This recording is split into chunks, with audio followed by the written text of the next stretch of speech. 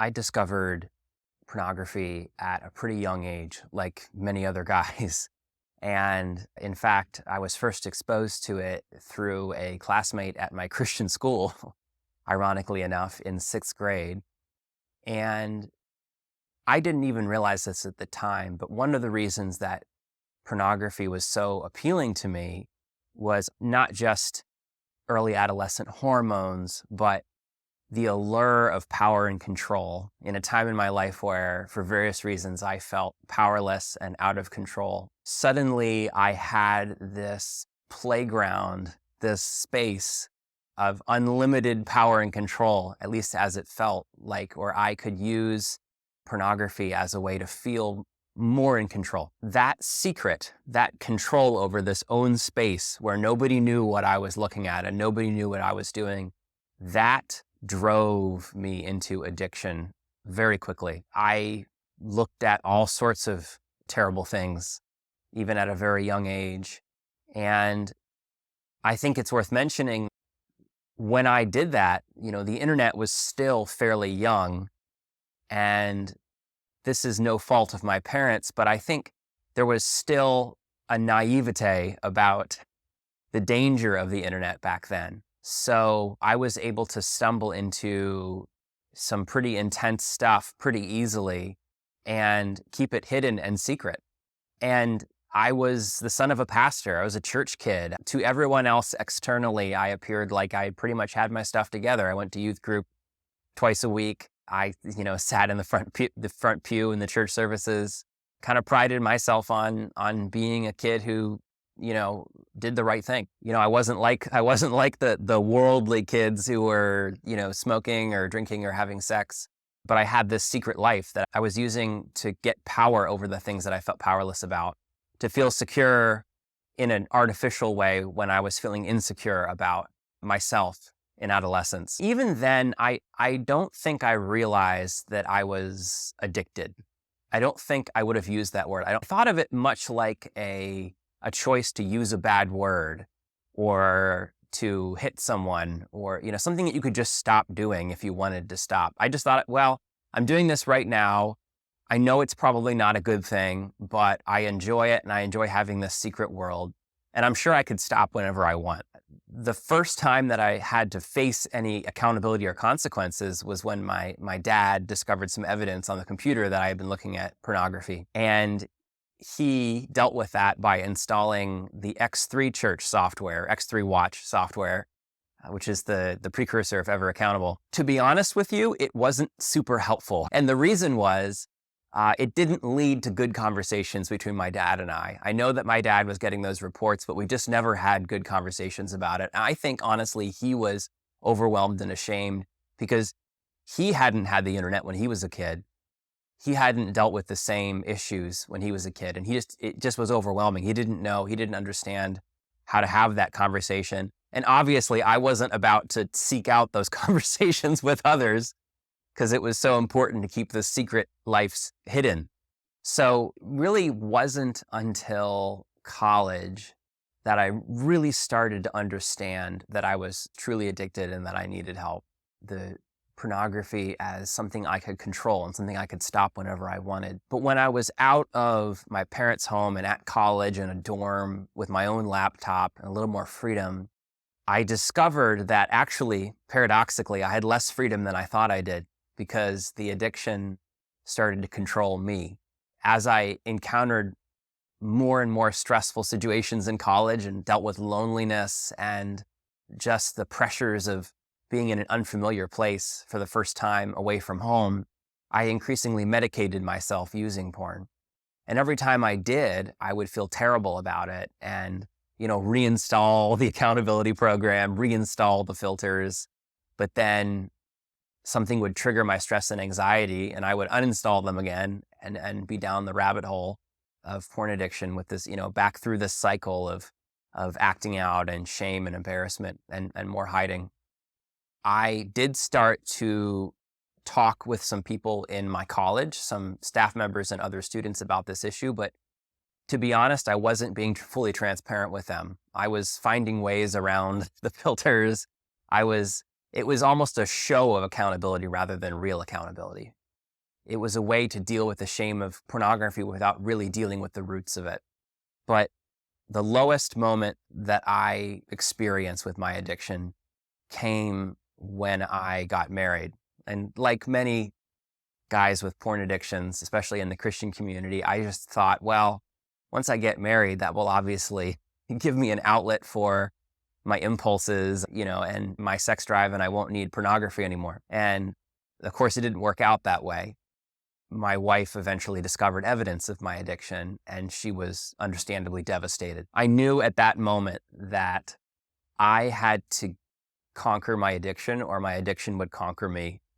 And those were really the choices. And so I sought out counseling, and I started to really get to the roots of why I was addicted and why I was acting in certain ways, understanding how I was using my addiction to compensate for hurts that I had to dig into and fix before I could really be free. But even then, I was still hiding some of my thoughts, some of my behaviors, still finding ways around accountability because it was so intensely shameful. I'm sorry to say this, but it wasn't the last time my wife found evidence of porn addiction. And each of those moments has been absolute hell for myself, for my wife, moments where I genuinely felt like my world was collapsing.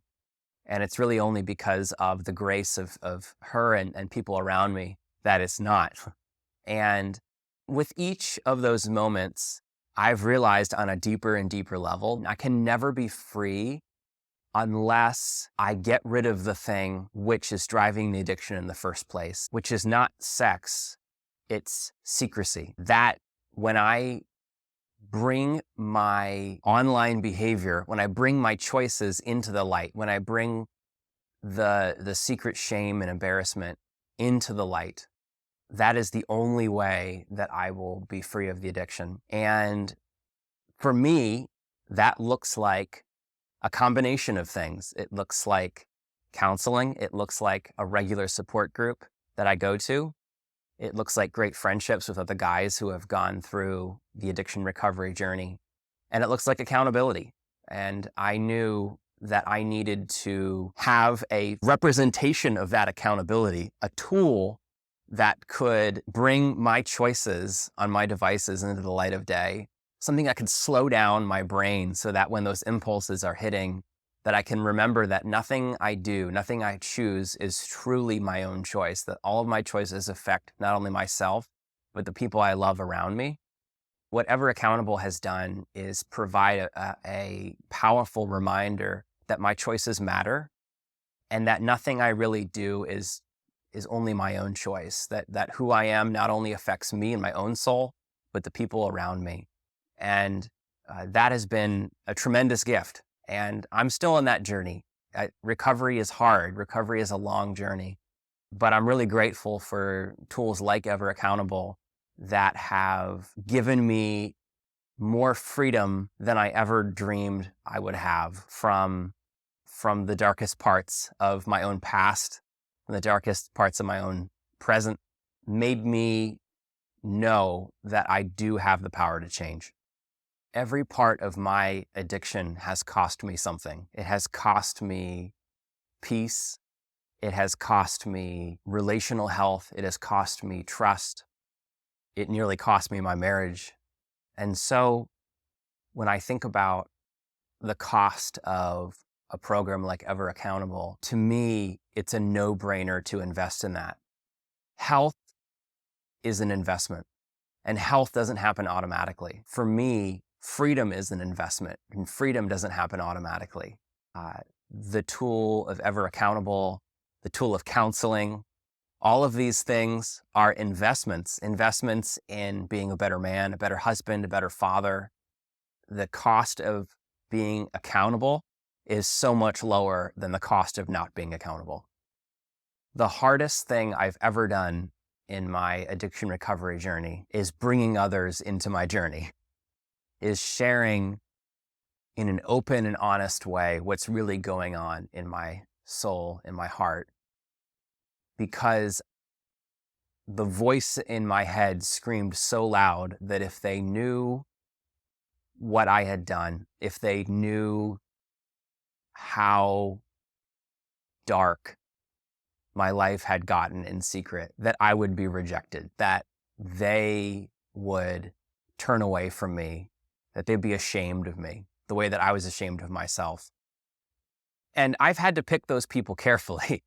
It has been the most powerful manifestation of grace in my life that the people who have received my story and my journey have received it with grace and have held me along that journey, that they don't see me as defined by my worst choices, but defined by the man that I am and I can be, that my choices, my addiction doesn't define me. It's not the core of who I am. I have had to ask myself, who is it in my life that can hold that story? Who is it that can walk alongside me? And what I've found is that more people are willing to do that than I thought were. I think a lot of people these days, particularly men, underestimate not only how much they need to be in community with others, particularly other men, but how much other men are willing, able, and even need to be in community with them. And how much our health as men depends on being in the type of close community that can hold the deepest parts of who we are, that can hold our deepest fears, and pains. I don't think it's optional. I think accountability and community look different depending on where people are and each person's circumstance. But for me, accountability is another word for community. It's realizing that I am not an island, my choices matter, and that I'm not going to be the best version of myself by myself, that I have to be in community with people who love me and are holding me accountable, because if I think of myself as an island, if I think that my choices don't matter to other people, I will be the worst version of myself and not the best. The best version is the type that is held accountable by others who love me and care for me and want me to be the best, man, husband, and father I can be. If someone's feeling shame and embarrassment around sharing their story with others, first of all, I totally understand. I have been there so much. It's one of the hardest things you'll ever do. There's a phrase in the Bible about counting the cost. And I think you have to think about it in terms of what is the cost of ongoing secrecy? What is the cost of ongoing silence versus what is the cost, what do you lose by opening up about your story to others? There's another phrase in the Bible, the truth will set you free. That has been my experience as well. It sometimes feels like maybe it'll do the opposite. The sin will bury you. And if you keep it secret, it absolutely will. Never underestimate the destructive power of a secret, and never underestimate the healing power of bringing that secret into the light of day and the freedom that will result from that, even if it's the hardest type of freedom, even if it's the toughest type of conversation you'll ever have. Sometimes the pathway to life is by letting go and letting something die. And if that death is secrecy, then that's the death that needs to be died in order to experience true life. My advice to someone who's just starting down this road is don't give up. It will be hard. My road to freedom has lasted 2 decades, and it's still a road I'm traveling. Porn is a powerful drug. If you're starting your road to freedom, you are withdrawing from a drug.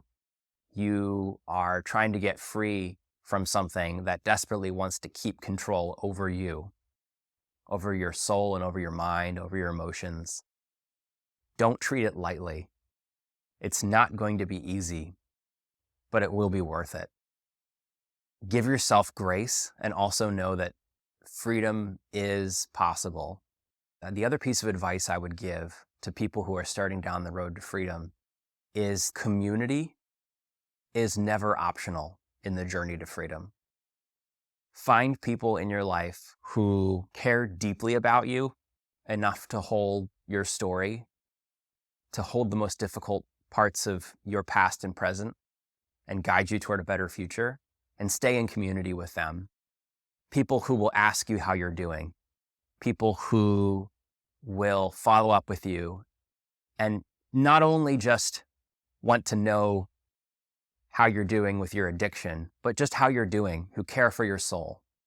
Stay in community with people like that and stay focused on your vision of freedom, and you will get there, even in moments that feel completely hopeless. And believe me, I've been through many moments like that, where I felt like a complete failure, where I felt like I would never see the light of day. Every time I have experienced grace in the form of community, I have been held by people around me who are willing to hold me accountable, who are willing to pick me back up and say, keep traveling, you'll get there, the addiction doesn't define you, there's going to be a better day ahead. I am still on the journey to freedom. I continue to learn more about myself. I am doing so much better now than I ever dreamed I would do. But it's only because I continue to have people in my life who can hold me accountable, and tools like Ever Accountable that help bring my choices into the light of day, that help defeat the secrecy that was feeding my addiction in the first place. I'm still on that road to freedom. I'm still growing, I'm still learning, but I have more hope than I've ever had that freedom is possible and that I will get there.